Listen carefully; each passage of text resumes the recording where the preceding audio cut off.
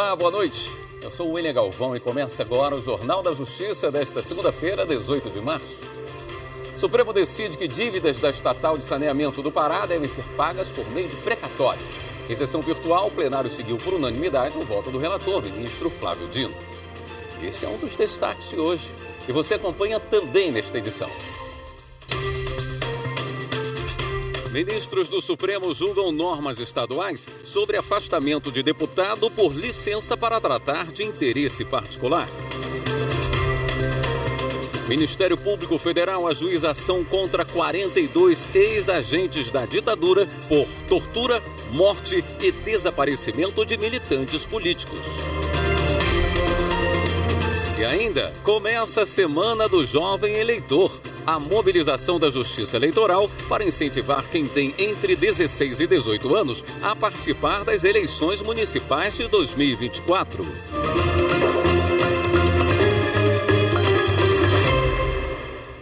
O Supremo Tribunal Federal cassou decisões judiciais que haviam determinado a penhora e o bloqueio de bens da Companhia de Saneamento do Pará.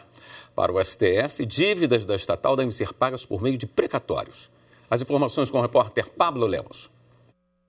O STF cassou decisões do Tribunal Regional do Trabalho da 8ª Região e do Tribunal de Justiça do Pará em ação ajuizada pelo governo paraense.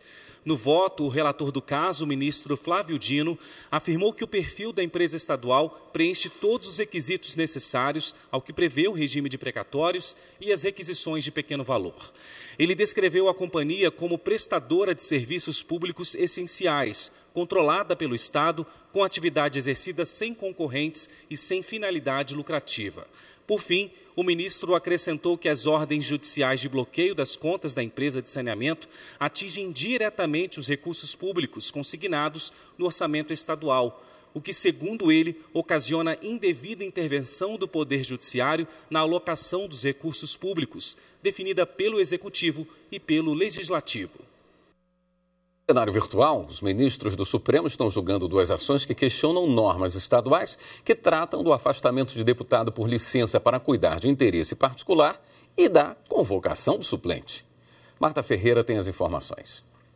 As ações foram propostas pelo então Procurador-Geral da República, Augusto Aras, em 2022, contra trechos de leis dos estados de Mato Grosso e de Pernambuco.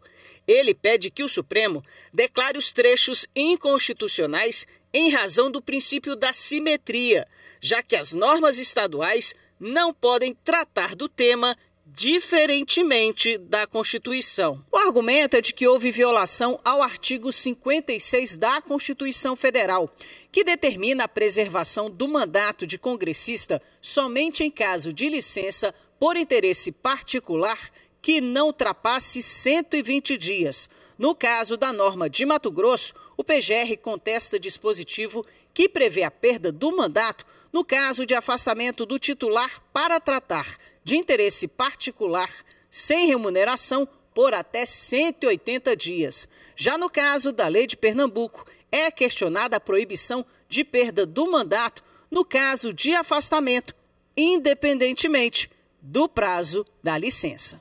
O julgamento das duas ADIs ocorre em sessão no plenário virtual, sob a relatoria do ministro Flávio Dino. Ele acolheu o pedido feito nas ações. No voto, o relator destacou que quando a licença parlamentar depende apenas de um ato de vontade, como é o caso da licença para tratar de assuntos privados, a restrição do tempo de duração do benefício visa a impedir a alternância constante de cadeiras entre os titulares do mandato legislativo e seus respectivos suplentes. No caso, as duas leis estaduais não estão de acordo com o modelo criado pela Constituição Federal, inclusive no tocante às regras de convocação dos suplentes. Assim, Flávio Dino votou pela inconstitucionalidade dos trechos questionados. O prazo para os demais ministros apresentarem o voto termina no dia 22 de março. O ministro Nunes Marques, do Supremo, suspendeu a ação penal do Superior Tribunal de Justiça contra Patrícia Alencar, esposa de Marco Antônio Barbosa de Alencar, conselheiro do Tribunal de Contas do Estado do Rio de Janeiro. De acordo com a denúncia do Ministério Público Federal, o conselheiro teria recebido vantagens indevidas de interessados em processos submetidos a decisões da Corte de Contas e, com o auxílio de Patrícia, depositava os valores em contas no exterior. Eles respondem por evasão de divisas e lavagem de dinheiro. O STJ recebeu a denúncia e determinou o afastamento do conselheiro do cargo. No STF, a defesa de Patrícia pediu a suspensão da ação penal e dos interrogatórios já marcados. Em análise preliminar, o ministro Nunes Marques observou que a denúncia, aparentemente, se apoia apenas em atos ligados ao esposo e corréu de Patrícia. Ele desmarcou também a necessidade que a denúncia deve apontar minimamente o vínculo entre as condutas supostamente praticadas com a consumação do crime. Mas, segundo o ministro, neste caso, embora a denúncia cite que a acusada teria auxiliado o marido, não narra de que forma isso aconteceu. Começou hoje e vai até sexta-feira a Semana do Jovem Eleitor com a campanha Participe do Festival Primeiro Voto. A sua voz vai fazer história. A intenção da Justiça Eleitoral é incentivar quem tem entre 16 e 18 anos a tirar um título e votar nas eleições municipais deste ano. Vamos ao vivo lá para o TSE conversar com o repórter Rimac Souto, que tem todas as informações para a gente. Boa noite, Rimac. Boa noite, meu amigo William Galvão. Boa noite também a você que acompanha o Jornal da Justiça. Pois é, esta é a Semana do Jovem Eleitor e a Justiça Eleitoral está desenvolvendo algumas ações, para que os jovens possam tirar o título. Aqui em Brasília, por exemplo, o TRE montou um cartório eleitoral e uma carreta para ir até as escolas, justamente para facilitar aí a vida desses jovens eleitores para a emissão do documento. E já que estamos nessa Semana do Jovem Eleitor, nós vamos mostrar aqui no Jornal da Justiça uma série de reportagens sobre curiosidades e também a importância do voto dessa galera. Para começar, uma história bem legal de uma jovem de 15 anos que abriu caminhos, para os jovens votarem em todo o país. Vamos acompanhar. Partiu, bateu, acabou! Acabou! O ano era 1994. O Brasil fervia com a conquista do Tetra.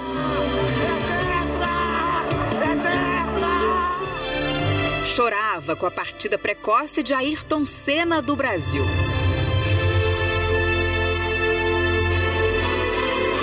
E ainda se preparava para o maior evento democrático do país, as eleições gerais para a escolha de presidente da República. Foi nesse ano, cheio de fatos marcantes, que a Renata se tornaria o centro de uma discussão histórica em prol do direito ao voto.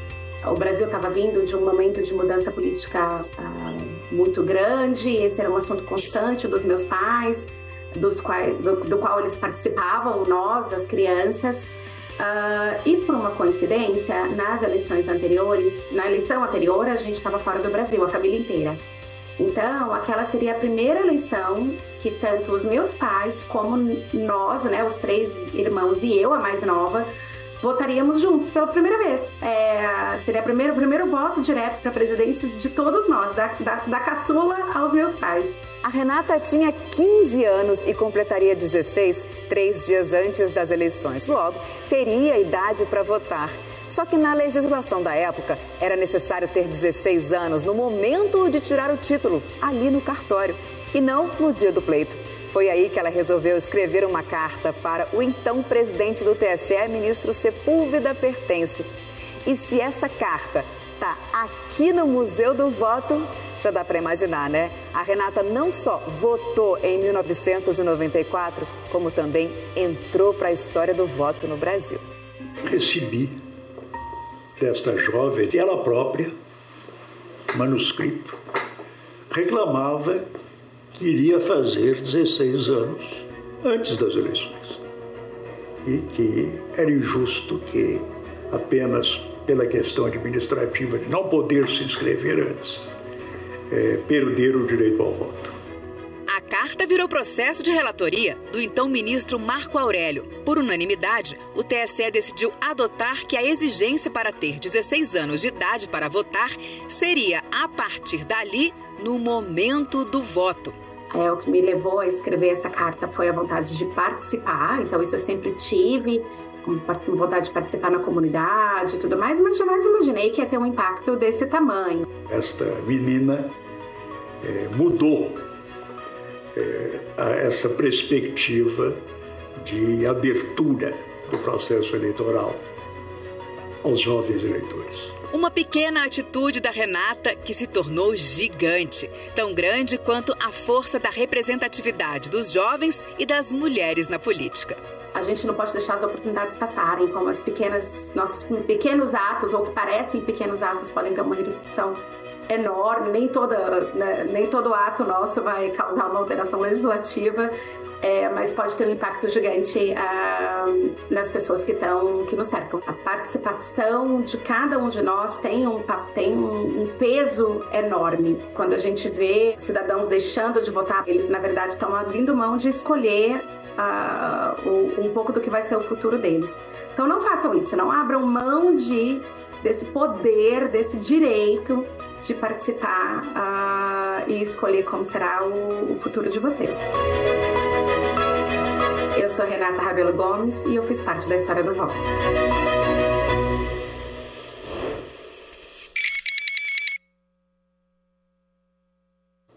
No próximo bloco, CNJ decide que não houve nepotismo em nomeação para a chefia de juizado especial. Voltamos a instantes.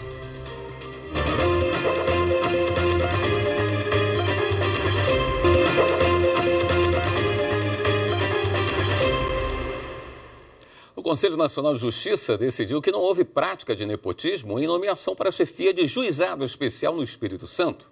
Repórter Pablo Lemos. O plenário do CNJ seguiu por maioria o voto do Corregedor Nacional de Justiça sobre o assunto. Ao avaliar o caso de suposto nepotismo, o ministro Luiz Felipe Salomão considerou que proibir o acesso a cargo público a alguém que possua relação de parentesco com servidora ou servidor, sem competência para selecionar candidatos ou nomear para cargo de chefia, é o mesmo que negar princípios constitucionais. O caso envolve a nomeação de uma mulher como chefe do 5º Juizado Especial Cível de Vila Velha, no Espírito Santo. De acordo com o processo, ela tentou assumir o cargo comissionado no Tribunal de Justiça, em que o marido dela é assessor de juiz. Ao recorrer da decisão que a impediu de assumir a chefia do local por suposto nepotismo, a mulher alegou que a posse dela não violaria a Constituição Federal em razão da ausência de subordinação entre os cargos. Ela destacou ainda que o casal atua em comarcas distintas, em órgãos e setores distintos, com chefias diversas, em unidades judiciárias de competências diferentes. Ao Conselho Nacional de Justiça, ela solicitou o estabelecimento de critérios sobre nepotismo firmados pelo Supremo Tribunal Federal e da Resolução número 7 de 2005 do CNJ. A norma disciplina o exercício de cargos, empregos e funções por parentes, cônjuges e companheiros de magistrados e de servidores em cargos de direção e assessoramento em órgãos do Poder Judiciário. O Corregedor Nacional de Justiça analisou que, nesse caso, não há qualquer interferência ao fato do marido exercer cargo em comissão em outra comarca, a mais de 100 quilômetros de distância do local em que a esposa foi nomeada. Luiz Felipe Salomão determinou ainda que o tribunal reveja o ato administrativo e aplique a interpretação firmada no processo analisado pelo CNJ. A terceira turma do Superior Tribunal de Justiça decidiu que crédito em moeda estrangeira deve ser incluído na recuperação judicial sem conversão. Quem explica é o repórter Rafael Porfírio. O recurso especial era de uma empresa em recuperação que defendia a conversão de um crédito de quase $1,5 milhão contra ela no momento do pedido de habilitação. Os ministros da terceira turma negaram provimento ao recurso especial, com o entendimento de que a imediata conversão em moeda nacional, já no momento da habilitação do crédito, geraria disparidade entre o seu valor e o da obrigação que o originou. O relator, ministro Marco Aurélio Belize, explicou que a Lei de Recuperação Judicial e Falência estabelece que, nos créditos em moeda estrangeira, a variação cambial deve ser conservada como parâmetro de indexação da obrigação e só pode ser afastada caso o credor, de forma expressa, concorde com a previsão diferente da definida no plano de recuperação. Segundo o ministro, como efeito disso, o crédito estrangeiro deve ser incluído no quadro de credores na própria moeda em que foi constituído, com a atualização até a data do pedido de recuperação judicial. Marco Aurélio Beliza explicou que apenas para a finalidade de mensurar o peso do credor nas votações, o artigo 38 da Lei de Recuperação Judicial e Falência estipulou a necessidade de conversão do crédito em moeda nacional pelo câmbio da véspera da instalação da Assembleia Geral. E a terceira turma do STJ também decidiu que seguradora não tem que cobrir acidente de trabalho anterior à contratação do seguro. Liamara Mendes. O caso envolve um operador de motosserra que ajuizou ação de cobrança e indenização por danos morais após acidente de trabalho que resultou na incapacidade permanente dele. Na Justiça do Trabalho, o profissional fez acordo com a empresa que se comprometeu a acionar o seguro de vida em grupo. No entanto, ao ser acionada, a seguradora se recusou a cobrir o sinistro, sob a alegação de que o acidente ocorreu antes da vigência da pólice de seguro. Após ter o pedido de indenização negado em primeiro e segundo graus, o operador recorreu ao STJ, alegando que no momento da contratação do seguro, não foi exigida a realização de exames médicos. O colegiado da terceira turma negou o provimento ao recurso. A relatora do caso, ministra Nancy Andrighi, explicou que o contrato de seguro de vida está vinculado à garantia de um determinado risco, caracterizado como acontecimento futuro e possível. Segundo a ministra, a situação do processo diz respeito ao acidente de trabalho pré-existente à contratação de seguro, que se caracteriza como elemento pretérito e não se encaixa na cobertura típica dos seguros de vida em grupo. MPF ajuiza ação contra 42 ex-agentes da ditadura. Assunto para o próximo bloco. Até já.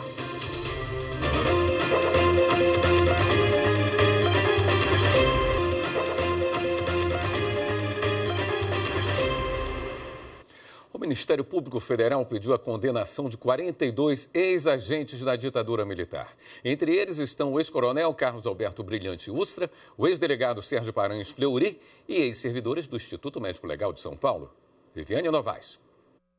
A lista dos envolvidos traz ex-integrantes do Centro de Operações de Defesa Interna, o DOICOD, do 2º Exército em São Paulo. Entre eles estão o ex-coronel Carlos Alberto Brilhante Ustra e o ex-delegado Sérgio Paranhos Fleury. Também são alvos do Ministério Público Federal 16 ex-servidores do Instituto Médico Legal de São Paulo. O DOICOD se tornou um centro de repressão da ditadura. Até 1977, o órgão foi responsável por 54 mortes e 6.800 prisões. Segundo o MPF, o IML produzia laudos falsos sobre as mortes dos militantes políticos. É o caso do jornalista Vladimir Herzog, preso, torturado e morto em 1975. O laudo ocultou marcas e sinais de agressões e chancelou a versão dos agentes de repressão de que Herzog teria se enforcado. Já o laudo do estudante Emanuel Bezerra, morto em 1973, dizia que ele morreu numa troca de tiros com agentes das forças de segurança. Na verdade, Emanuel teve o corpo mutilado. O Ministério Público Federal pede que a Justiça declare a responsabilidade civil de 42 ex-agentes da ditadura militar por ligação com a morte ou desaparecimento forçado de opositores do regime.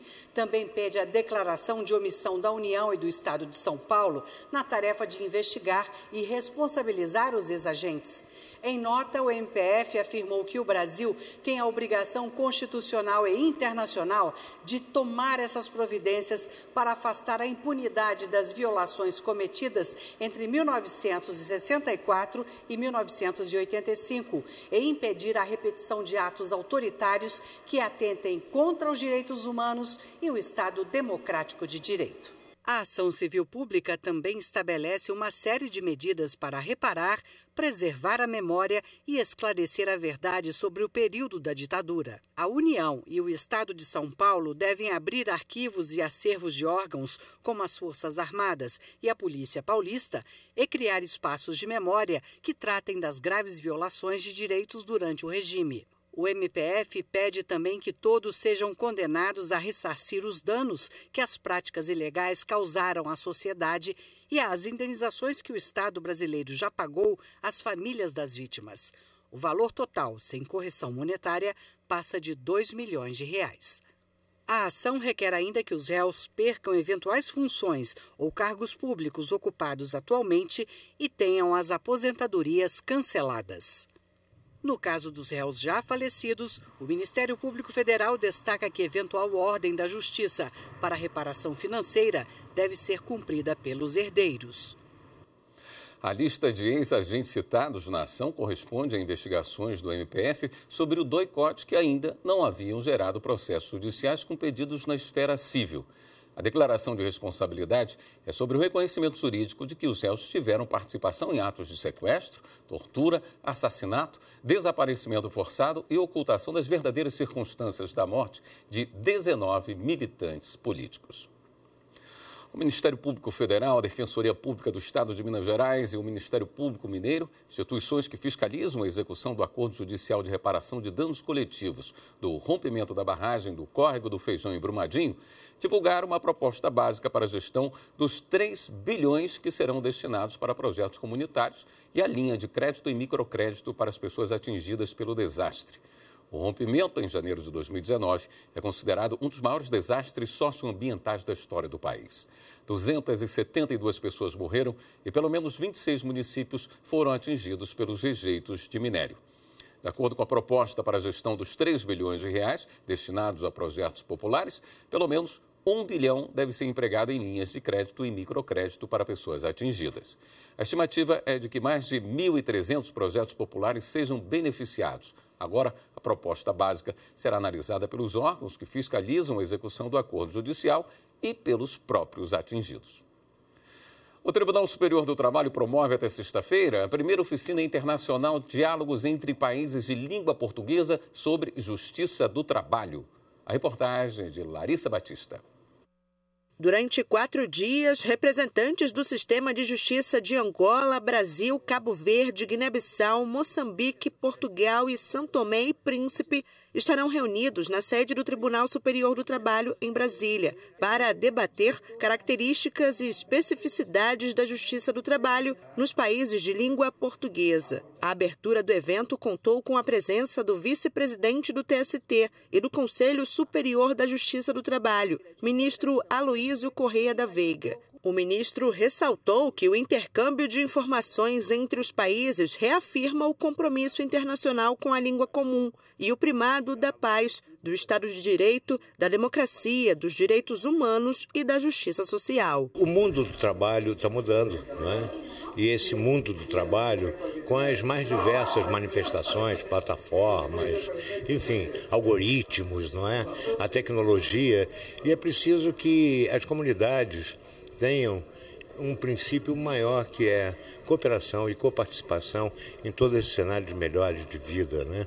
A comunidade dos países de língua portuguesa, eles são essenciais nesse propósito nosso de solidariedade, de, acima de tudo, uma cooperação permanente. A palestra de abertura foi ministrada pela diretora-geral adjunta para Relações Exteriores e Corporativas da Organização Internacional do Trabalho, Laura Thompson.